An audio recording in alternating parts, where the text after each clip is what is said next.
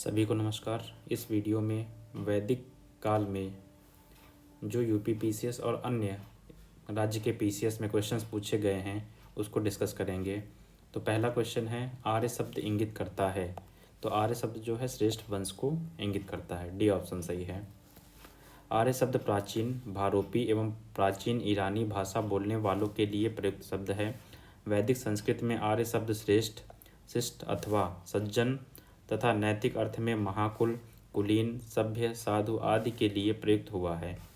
साढ़ाचार्य ने अपने ऋग भाष्य में आर्य का अर्थ विज्ञ, यज्ञ या अनुष्ठाता, विज्ञ श्रोता, आदरणीय अथवा सर्वत्र गंतव्य, उत्तम वर्ष, मनु, कर्मयुक्त और कर्मानुष्ठान से श्रेष्ठ आदि बताया है।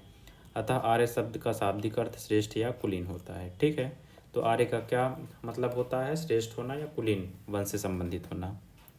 दूसरा, क्लासिकी संस्कृति में आर्य शब्द का क्या अर्थ है? वही क्वेश्चन रिपीट किया है, इसमें होगा एक उत्तम व्यक्ति। तीसरा, सबसे पुराना वेद कौन सा है? तो ऋग्वेद जो है चारों वेदों में सबसे प्राचीन वेद है।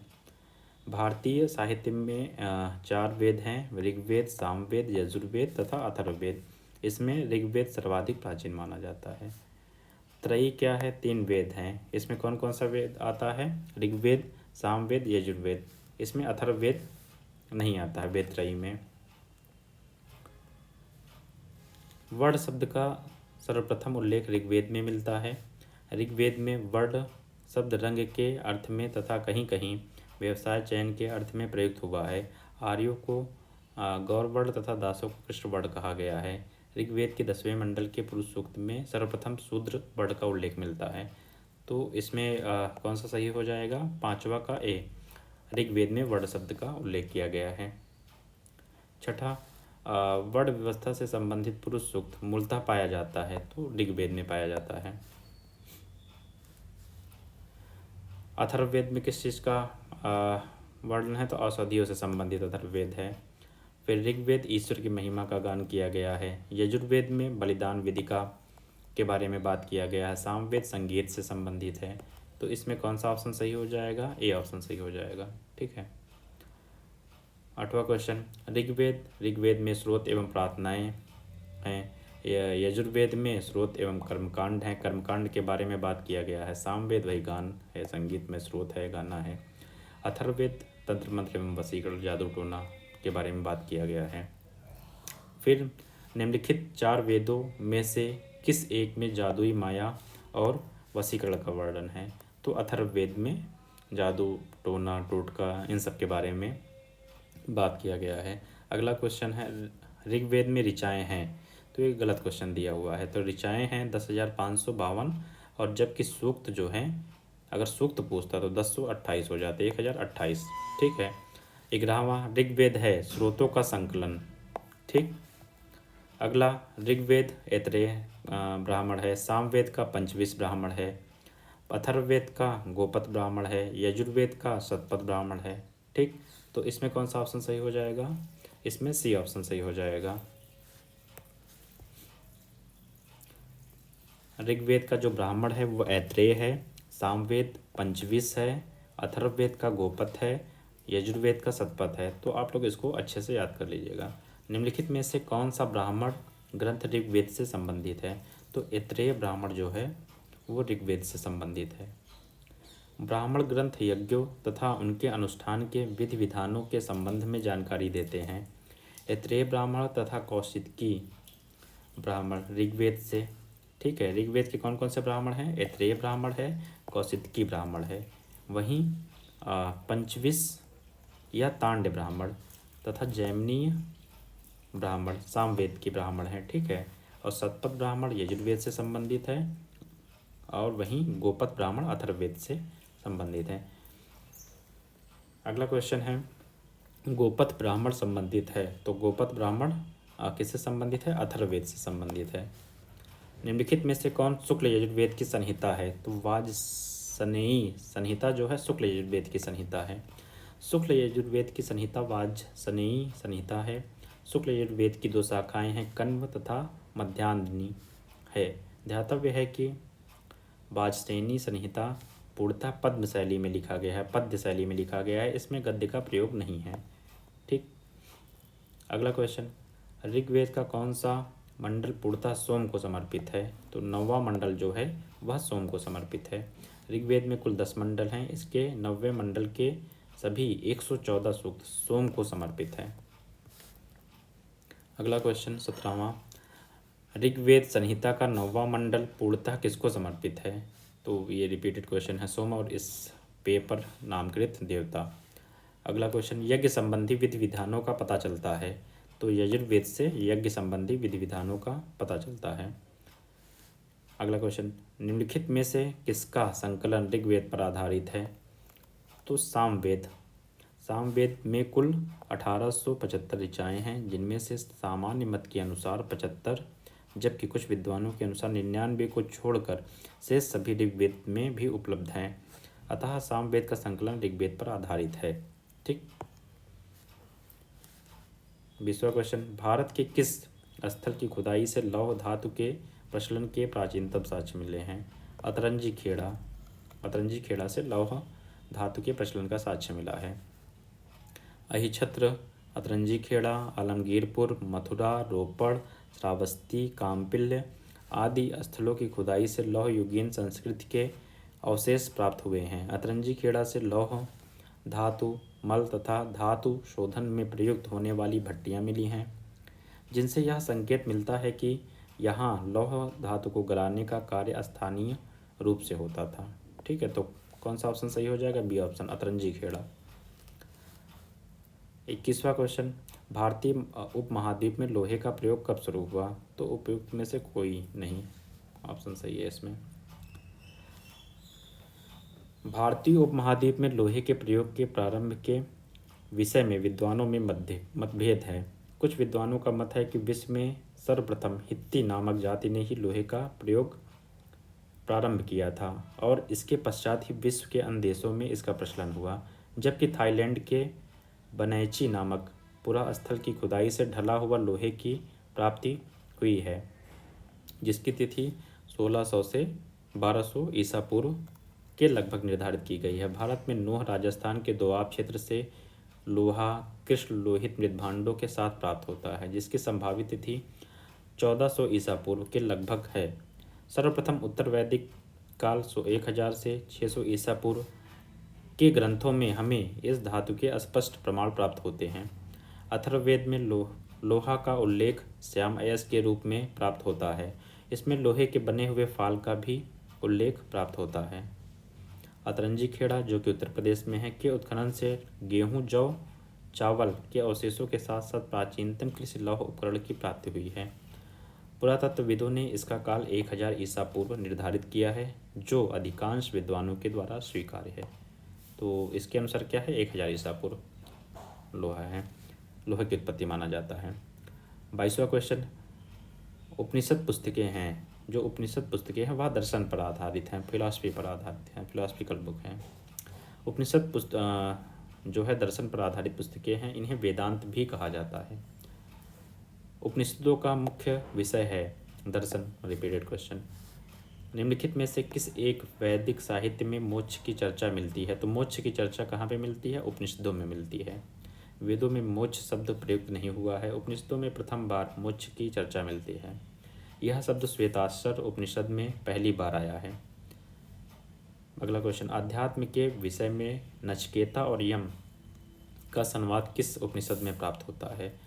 तो यह कठोपनिषद में है। ठीक है, कठोपनिषद में यम और नचिकेता का संवाद उल्लिखित है। इसमें आचार्य यम ने नचिकेता को उपदेश दिया है कि ना इस आत्मा का कभी जन्म होता है ना इसकी कभी मृत्यु होती है, यह अजन्मा, नित्य तथा शाश्वत है। कठोपनिषद कृष्ण यजुर्वेद का उपनिषद है। फिर वही क्वेश्चन रिपीट किया है, नचिकेता आख्यान का उल्लेख कहाँ पे है? तो कठोपनिषद में है, कठोपनिषद में है। उपनिषद काल के राजा अश्वपति शासक थे, तो कैकेयी के शासक थे। उपनिषदों में वर्णित राजाओं में विदेह के राजा जनक, पांचाल के राजा प्रवाहड़ जवाली, कैकेयी के राजा अश्वपति और काशी के राजा अजातशत्रु प्रमुख थे। अगला क्वेश्चन, निम्नलिखित में से वैदिक साहित्य का सही उपक्रम कौन सा है? तो इसमें ए ऑप्शन सही है। सबसे पहले वैदिक संहिताएं, फिर उसके बाद ब्राह्मण आता है, फिर उसके बाद आरण्यक, फिर उपनिषद। तो ये याद करने वाला चीज़ है कि इसको क्या कहते हैं, याद कर लीजिए। आरंभिक वैदिक साहित्य में सर्वाधिक वर्णित नदी है, तो सिंधु नदी जो है सबसे ज़्यादा वर्णित है। सिंधु नदी का ऋग्वैदिक काल में सर्वाधिक महत्व था, इसी कारण इसका उल्लेख ऋग्वेद में सर्वाधिक बार हुआ है। सिंधु नदी को इसके आर्थिक महत्व के कारण हिरण्याई नदी कहा गया है। ठीक है, सबसे पवित्र नदी सरस्वती नदी थी, और सबसे क्या कहते हैं महत्वपूर्ण नदी सिंधु नदी थी। वैदिक नदी अश्कनी की पहचान निम्नलिखित नदियों में से किस एक के साथ की जाती है? तो चेनाब नदी को वैदिक काल में अश्कनी बोला जाता था। ऋग्वेद में निम्नलिखित किन नदियों का उल्लेख अफगानिस्तान के साथ आर्यों के संबंध का सूचक है? तो कुभा और क्रुमो। ऋग्वेद में उल्लिखित कुभा काबुल, क्रुमो कुड्रम, गोमती गोमल एवं सुबास्तुसात नदियाँ अफगानिस्तान में बहती थीं। इन नदियों के उल्लेख से स्पष्ट होता है कि आर्यों का अफगानिस्तान के साथ घनिष्ठ संबंध था। 32 वैदिक नदी कुभा का स्थान कहाँ निर्धारित होना चाहिए? अफगानिस्तान में। कुभा, काबुल, परुष्टी, रावी, सदानीरा को गंडक भी बोला जाता है, शतुद्री, सतलज। ठीक है। अगला क्वेश्चन, महाभारत काल में महानदी का नाम था, तो महानदी को बोला गया था चित्रोत्पला, जो कि किसी ऑप्शन में नहीं है। ठीक है, महानदी का उल्लेख महाभारत के भीष्म पर्व में प्राप्त होता है। अगला क्वेश्चन, वायु पुराण में महानदी का पौराणिक नाम क्या है? तो वही रिपीट क्वेश्चन है, चित्रोत्पला। मत्स्य पुराण और ब्रह्म पुराण में महानदी को चित्रोत्पला कहा गया है। महानदी का पौराणिक नाम वायु पुराण में नीलोत्पला है। ठीक है, निम्नलिखित में से कौन सी प्रथा उत्तर वैदिक काल में प्रचलित हुई? तो इसमें ए ऑप्शन भी सही है, सी ऑप्शन भी सही है। ये दोनों प्रथा जो है उत्तर वैदिक काल में शुरू हुई। कौन कौन से हैं? धर्म, अर्थ, काम, मोक्ष और ब्रह्मचर्य, गृहस्थ, वानप्रस्थ, संन्यासाश्रम। चारों आश्रम और चारों पुरुषार्थ धर्म, अर्थ, काम तथा मोक्ष तथा आश्रम, ब्रह्मचर्य, गृहस्थ, वानप्रस्थ तथा संन्यास की अवधारणा का प्रारंभ उत्तर वैदिक काल में हुआ था। वस्तुतः पुरुषार्थ का पूर्ण रूपेण क्रियान्वयन आश्रमों के माध्यम से होता था। ये चारों पुरुषार्थ मानव जीवन के आधार स्तंभ थे, जिनकी सफलता आश्रम पर निर्भर करती थी। ध्यातव्य है कि जबालोपनिषद में सर्वप्रथम चारों आश्रमों का उल्लेख होता है। अगला क्वेश्चन, धर्म तथा रीत भारत की प्राचीन वैदिक सभ्यता के एक केंद्रीय विचार को चित्रित करते हैं। इस संदर्भ में निम्नलिखित कथनों पर विचार कीजिए। तो पहला इसमें है, धर्म व्यक्ति के दायित्व एवं स्वयं तथा दूसरों के प्रति व्यक्तिगत कर्तव्यों की संकल्पना थी, ये एकदम सही है। दूसरा, रत मूलभूत नैतिक विधान था जो सृष्टि और उसमें अंतर्निहित सारे तत्वों के क्रियाकलापों को संचालित करता था, ये भी सही है।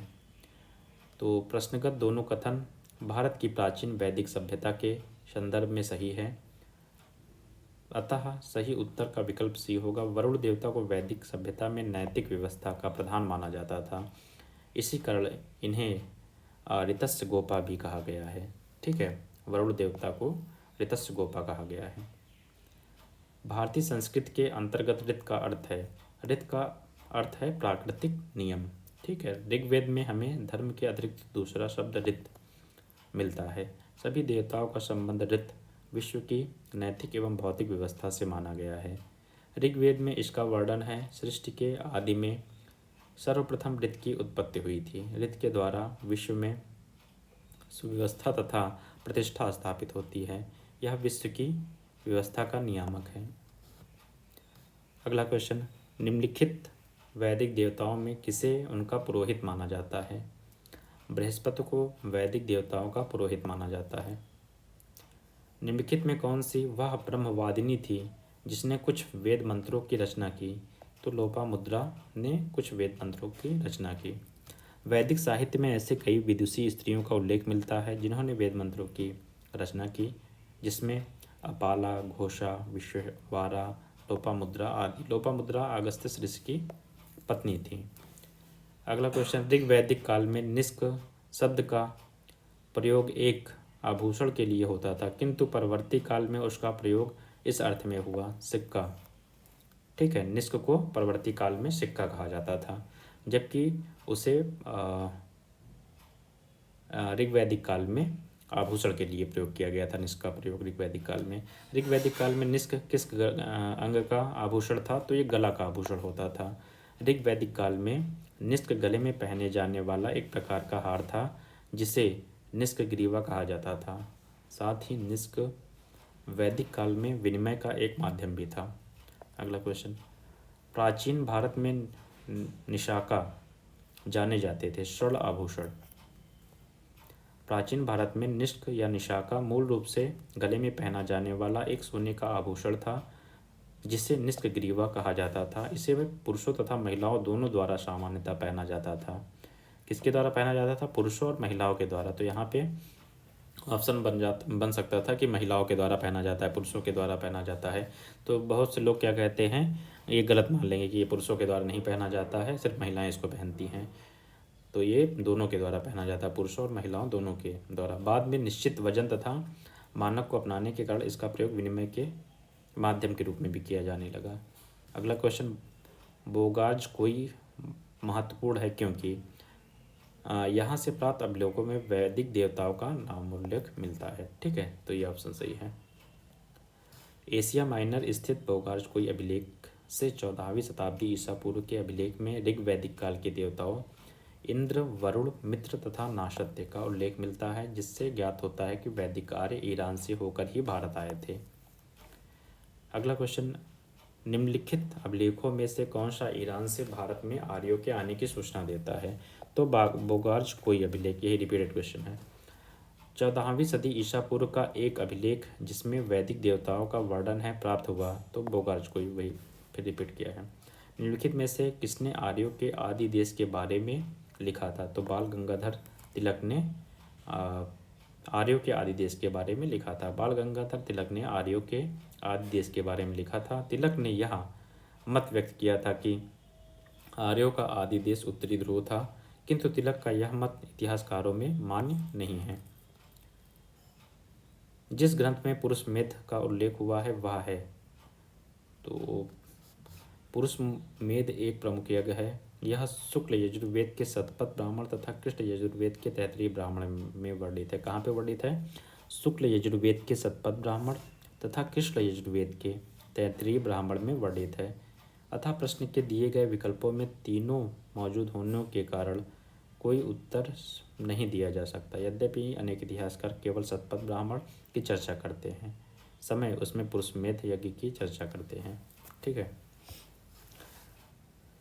अगला क्वेश्चन, शतपथ ब्राह्मण में उल्लिखित राजा विदेह माधव से संबंधित ऋषि थे, तो कौन सा ऑप्शन सही है? ऋषि गौतम राहुगण। आर्यों के पूर्व दिशा की ओर प्रसार के विषय में शतपथ ब्राह्मण में वर्णित विदेह माधव की आख्यायिकी का उल्लेख है। इसके अनुसार राजा विदेह माधव, जो सरस्वती नदी के तट पर निवास करते थे, ने वैश्वानर अग्नि को मुख में धारण किया था। घृत का नाम लेते ही वह अग्निमुख से निकलकर पृथ्वी पर आ गई तथा नदियों को जलाते हुए पूर्व की ओर बढ़ गई। विदेह माधव तथा उनके पुरोहित गौतम राहुगण ने उसका अनुगमन किया, किंतु उत्तरागिरी हिमालय में से प्रवाहित होने वाली सदानीरा नदी को वह नहीं जला सकी। विदेह माधव द्वारा अपने निवास स्थान के विषय में पूछे जाने पर अग्नि ने उनसे सदानीरा नदी के पूर्व की ओर रहने का आदेश दिया। अगला क्वेश्चन, उत्तर वैदिक काल में निम्नलिखित में से किसको आर्य संस्कृत का धुर समझा जाता था? तो कुर और पंचाल को आर्य संस्कृत का धुर समझा जाता था। उत्तर वैदिक काल में नगरीकरण की प्रक्रिया आरंभ हो चुकी थी। कुरु पांचाल इस समय के प्रमुख नगर बन गए थे तथा ये नगर उत्तर वैदिक सभ्यता के मुख्य केंद्र या धुर बन गए थे। गोत्र शब्द का सर्वप्रथम उल्लेख कहाँ पे हुआ था? तो ऋग्वेद में सबसे पहले गोत्र शब्द का उल्लेख हुआ था। गोत्र शब्द का सर्वप्रथम उल्लेख ऋग्वेद में हुआ। गोत्र शब्द का मूल अर्थ गोष्ठ अथवा वह स्थान जहाँ समूचे कुल का गोधन, मतलब गायें जहाँ बांधी जाती हैं, उससे संबंधित है। पूर्व वैदिक आर्यों का धर्म मुख्यतः था, तो पूर्व वैदिक आर्यों का मुख्यतः धर्म प्रकृति पूजा और यज्ञ करना था। पूर्व वैदिक आर्यों का धर्म मुख्यतः प्रकृति पूजा और यज्ञ पर आधारित था। ऋग वैदिक काल में जनता निम्न में से मुख्यतः किस में विश्वास करती थी? तो बलि एवं कर्मकांड पर विश्वास करती थी। ऋग वैदिक काल में लोग प्रकृति की शक्तियों, वैदिक देवता एवं देवियों की प्रार्थना, यज्ञ जिसमें बलि और कर्मकांड निहित थे में विश्वास करते थे। 54 प्रसिद्ध 10 राजाओं का युद्ध किस नदी के तट पर लड़ा गया? तो यह परशुली रावी नदी के किनारे लड़ा गया था। 10 राग युद्ध, 10 राजाओं का युद्ध परशुली नदी, आधुनिक रावी नदी के तट पर लड़ा गया था, जिसमें भरतों के राजा सुदास की विजय हुई। ऋग्वेद में उल्लिखित प्रसिद्ध 10 राजाओं का युद्ध किस नदी के किनारे लड़ा गया? तो रावी नदी के किनारे लड़ा गया, परशुली नदी। निम्नलिखित में से किस नदी को ऋग्वेद में मातेत्मा, देवीत्मा एवं नदीत्मा संबोधित किया गया? तो सरस्वती नदी को इन सब अन्य नामों से संबोधित किया गया। ऋग्वेद में सरस्वती को मातेत्मा, देवीत्मा तथा एवं नदीत्मा कहा गया, अर्थात सबसे अच्छी माँ, सबसे अच्छी देवी तथा सबसे अच्छी नदी। उस जनजाति का नाम बतलाइए जो ऋग्वैदिक आर्यों के पंचजन से संबंधित नहीं है। तो कीकट, कीकट ऑप्शन इसमें सही है। ऋग्वैदिक आर्यों के पंचजनों में यदु, दुहु, पुरु, अनु, तुर्वशु शामिल थे। कीकट इनसे संबंधित नहीं था। प्राचीन काल में आर्यों के जीविकोपार्जन का मुख्य साधन था तो कृषि, कृषि जो है सबसे साधन था। आर्य संस्कृति मूलतः पशुपालक और कृषि संस्कृति रही है। ऋग्वेद में कई मंत्रों में कृषि तथा उसके कार्यकलापों का वर्णन है। अच्छी कृषि के लिए वर्षा की कामना की गई तथा पशुओं को चराने और पालने का अनेक स्थानों पर वर्णन है। उत्तर वैदिक काल तो कृषि प्रधान संस्कृति ही था। अगला क्वेश्चन, ऋग्वेद में उल्लिखित यह शब्द किस उत्पाद हेतु प्रयुक्त किया गया था? तो यह जौ के लिए प्रयोग किया जाता था। अगला क्वेश्चन, इसमें मिलान करना है तो व्रीहि चावल, मुद्दक मूंग, यव जव, इच्छु ईख। तो इच्छु को गन्ना कहा जाता था, यव को जौ कहा जाता था, मुद्ग को मूंग कहा जाता था, व्रीहि को चावल कहा जाता था। ठीक है। ऋग्वैदिक पढ़िक किस वर्ग के नागरिक थे? तो व्यापारी को पढ़िक बोला जाता था। ऋग्वैदिक काल में व्यापार वाणिज्य प्रधानता पढ़ी लोग करते थे। ऋग्वेद में पढ़ी शब्द का उल्लेख कई स्थानों पर हुआ है। पढ़ी ऋण देते थे तथा ब्याज बहुत अधिक लेते थे। उन्हें वेकनाट, सूद गोर कहा गया है। वैदिक युग में प्रचलित लोकप्रिय शासन प्रणाली थी तो वंश परंपरागत राजतंत्र प्रणाली वैदिक युग में थी। वैदिक युगीन सभा, वैदिक कुल युग में सभा और समिति नाम की जो दो संस्थाएं थी। सभा जो है वह मंत्री परिषद थी। वैदिक काल में सभा एवं समिति नाम की दो संस्थाएं राजा की निरंकुशता पर नियंत्रण रखती थी। संभवतः सभा कुलीन या वृद्ध लोगों की संस्था थी। इसमें उच्च कुल में उत्पन्न व्यक्ति ही भाग ले सकता था। ठीक है। और वहीं समिति जो है कॉमन लोगों की संस्था थी। किस वेद में सभा और समिति को प्रजापति की दो पुत्रियां कहा गया है? तो अथर्ववेद में सभा और समिति को प्रजापति की दो पुत्रियां कहा गया है। ऋग्वैदिक जन सभा जो न्यायिक कार्यों से संबंधित थी तो उसको सभा बोला जाता था। सभा, समिति एवं विदत ऋग्वैदिक कालीन जनतांत्रिक संस्थाएं थी। इन सभाओं में सभा न्यायिक कार्यों से संबंधित थी। ऋग्वेद में सभा का 8 बार उल्लेख हुआ है। ऋग्वैदिक प्रशासन में भाग 2 कौन सा अधिकारी था? तो राजस्व कर जमा करने वाला अधिकारी था। भाग 2 जो था वह राजस्व कर जमा करने वाला अधिकारी होता था, जबकि अक्षवाप धूत अधिकारी एवं आय व्यय गणनाध्यक्ष होता था।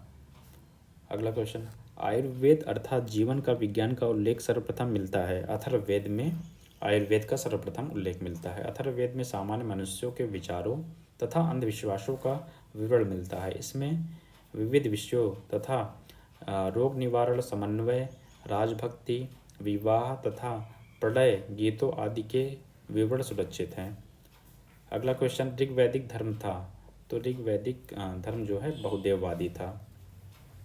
ऋग्वेद में हमें प्रथम दृष्टया बहुदेववाद के दर्शन होते हैं। आर्य विभिन्न देवताओं के अस्तित्व में विश्वास करते थे। मुख्यतः वैदिक देवताओं के 3 वर्ग हैं: धूस्थान आकाश के देवता, अंतरिक्ष के देवता, तीसरा पृथ्वी के देवता।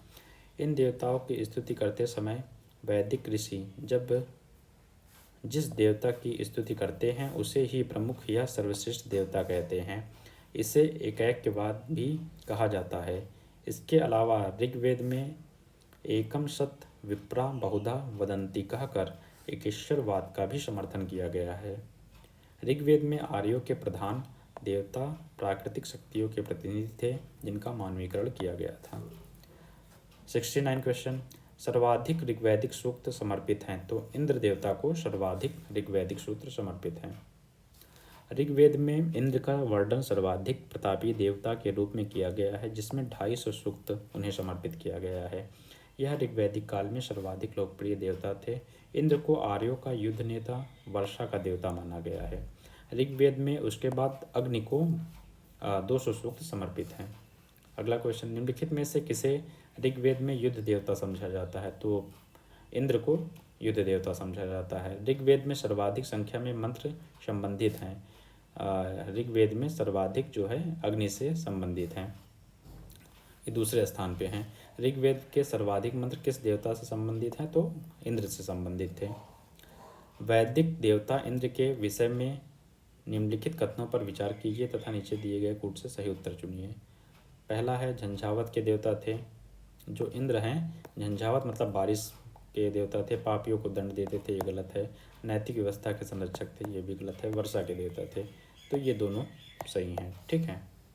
पहला और चौथा ऑप्शन सही है। ऋग्वेद में इंद्र का वर्णन सर्वाधिक प्रतापी देवता के रूप में किया जाता है, जिसे 250 सूक्त समर्पित हैं। यह ऋग्वैदिक काल में सर्वाधिक लोकप्रिय देवता थे। इंद्र को आर्यों का युद्ध नेता तथा वर्षा, आंधी, तूफान का देवता माना जाता है।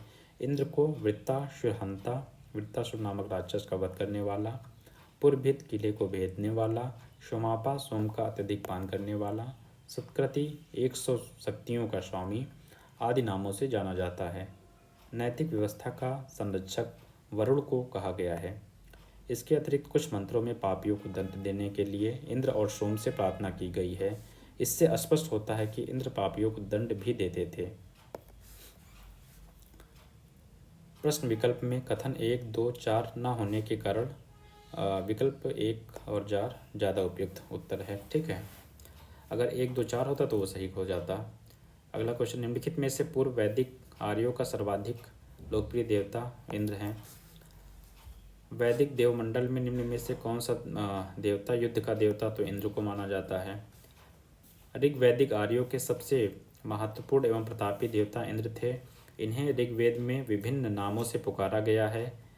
इन्हें पुरंदर अर्थात किलों को तोड़ने वाला यह युद्ध के नेता के रूप में चित्रित हैं। इंद्र को वृत्तासुर नामक राक्षस का वध करने वाला, पुरभित दुर्ग या किलों को भेदने वाला, सोमापा सोम का अत्यधिक पान करने वाला, सत्कृति 100 शक्तियों का स्वामी आदि नामों से जाना जाता है। अगला क्वेश्चन, 800 से 600 ईसा पूर्व का काल किस युग से जुड़ा है, तो यह ब्राह्मण युग से जुड़ा हुआ है।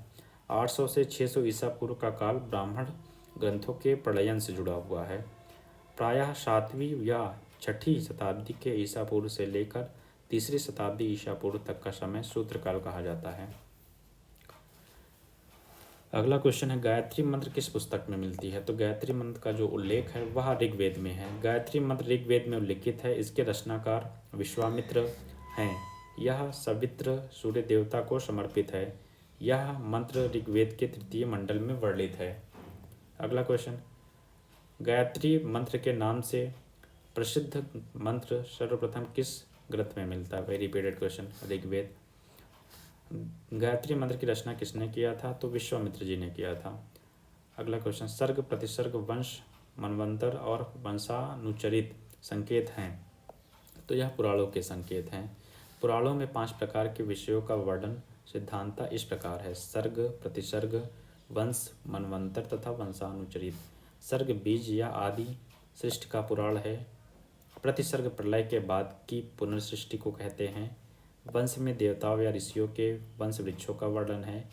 मनवंतर में कल्प के महायुगों का वर्णन है और वंशानुचरित पुराणों के वे अंग हैं जिसमें राजवंशों की तालिकाएं दी हुई हैं और राजनीतिक अवस्थाओं, कक्षाओं तथा घटनाओं के वर्णन है। पुराणों की संख्या कितना है? तो ये 18 पुराण हैं।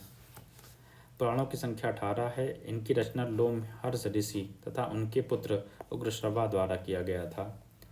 अगला क्वेश्चन, पुराणों के संदर्भ में निम्नलिखित कथनों में से कौन सा सही है? पहला, विष्णु पुराण से मौर्य वंश की जानकारी मिलती है। दूसरा, विष्णु पुराण गुप्त वंश की शासन व्यवस्था पर प्रकाश डालता है। तो दोनों सही हैं इसमें। विष्णु पुराण से मौर्य वंश की जानकारी मिलती है तथा जबकि वायु, विष्णु और ब्राह्मण से गुप्त वंश की जानकारी प्राप्त होती है। वायु पुराण से गुप्त वंश की शासन व्यवस्था पर प्रकाश पड़ता है। श्रीमद् भगवत गीता मौलिक रूप से किस भाषा में लिखी गई थी? तो यह संस्कृत भाषा में मूल रूप से लिखी गई थी। यह प्राचीन धार्मिक ग्रंथ महाभारत का एक भाग है। जो श्रीमद् भगवत गीता है महाभारत का एक पार्ट है। महाभारत मूलतः किस रूप में जानी जाती थी? तो मूलतः जय संहिता के नाम से जानी जाती थी। महाभारत के प्रारंभिक काल में 8800 श्लोक थे और इसे जय संहिता के नाम से जाना जाता था। महाभारत का दूसरा संस्करण भारत था। इसमें श्लोकों की संख्या 24,000 थी। वर्तमान महाभारत में 1,00,000 श्लोक प्राप्त हैं। यह इसका अंतिम संस्करण है जिसे सप्तसहर्षि संहिता या महाभारत कहा गया। अगला क्वेश्चन, सप्तसहर्षि संहिता उपनाम निम्नलिखित में से किस ग्रंथ का है? तो किसका है? महाभारत का है। हिंदू पौराणिक कथा के अनुसार समुद्र मंथन हेतु किस सर्प ने रस्सी के रूप में स्वयं को प्रस्तुत किया? तो वासुकी ने प्रस्तुत किया था स्वयं को। हिंदू पौराणिक कथा के अनुसार समुद्र मंथन हेतु मथानी के रूप में मद्रांचल पर्वत तथा रस्सी के रूप में सर्पों के राजा वासुकी का प्रयोग किया गया था। अगला क्वेश्चन, किस काल में अछूत की अवधारणा स्पष्ट रूप से उद्घृत हुई? तो धर्मशास्त्र के समय में अछूत की अवधारणा आई। धर्मशास्त्र के समय में सूत्र काल में 4 वर्णों ब्राह्मण, क्षत्रिय, वैश्य, शूद्र के अतिरिक्त समाज में अन्य अनेक जातियों यथा अंबष्ट, उग्र, निषाद, मागध, वैदेहक, रथकार आदि का आविर्भाव अनुलोम एवं प्रतिलोम विवाहों के फलस्वरूप हो गया। पाणिनि ने 2 प्रकार के शूद्रों का उल्लेख किया है, निर्वासित एवं अनिर्वासित। इनमें पहले प्रकार के शूद्र ही अस्पृश्य कहे जाते थे।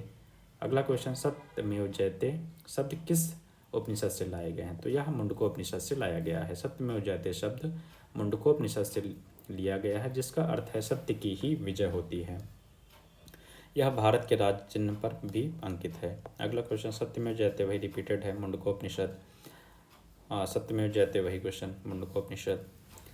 अगला क्वेश्चन, तमसो माँ ज्योतिर्गमय कथन है मूलतः उपनिषदों का कथन है। यह तमसो माँ ज्योतिर्गमय कथन बृहदारण्यक उपनिषद से लिया गया है। इस कथन का अर्थ है अंधकार से प्रकाश की ओर।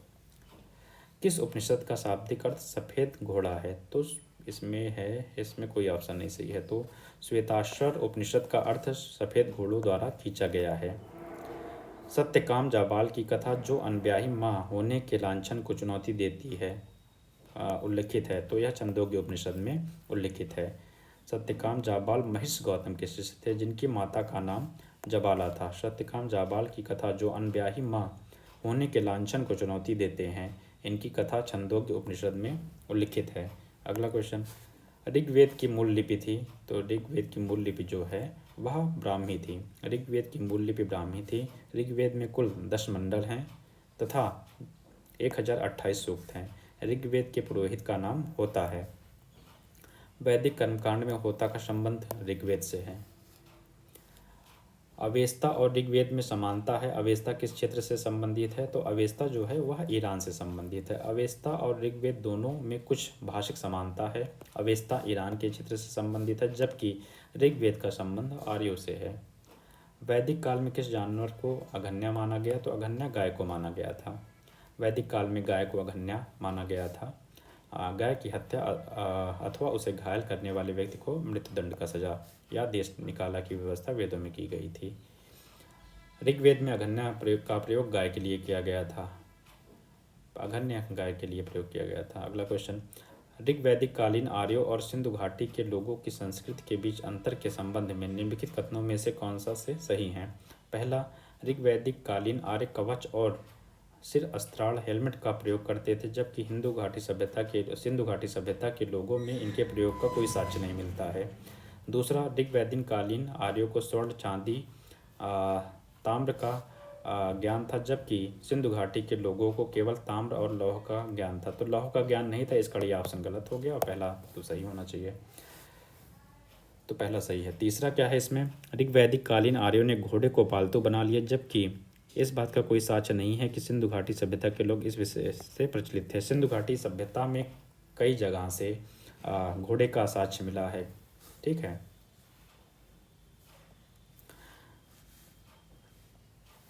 ऋग्वेद में कवच का उल्लेख है तथा संभवतः ऋग्वैदिक कालीन आर्य लौह एवं स्वर्ण से निर्मित कवच और शिरस्त्राण, जिसे हेलमेट का प्रयोग करते थे, जबकि सिंधु सभ्यता के लोगों में इसके उपयोग का कोई साक्ष्य प्राप्त नहीं होता। सिंधु सभ्यता के स्थलों के उत्खनन से प्राप्त युद्ध संबंधी उपकरण अत्यंत साधारण कोटि के हैं, जो इस बात की ओर संकेत करते हैं कि उन्होंने भौतिक सुख सुविधाओं की ओर ही विशेष ध्यान दिया था। ऋग्वैदिक कालीन आर्यों को स्वर्ण, चांदी और ताम्र का ज्ञान था। सिंधुकालीन सभ्यता को अनेक ताम्र एवं कांसे का ही ज्ञान था। लोहे का प्रचलन उत्तर भारत में 1000 ईसा पूर्व से 600 ईसा पूर्व के मध्य हुआ। अतः कथन 2 गलत है। ऋग्वैदिक कालीन आर्यों ने घोड़े को पालतू बना लिया था, जिसकी सहायता से वे युद्धों में विजय प्राप्त करते थे। सिंधु सभ्यता के विभिन्न स्थलों से भी घोड़े के साक्ष्य प्राप्त हुए हैं। अतः कथन 3 भी गलत है। इस प्रकार कथन 1 सही है। ठीक।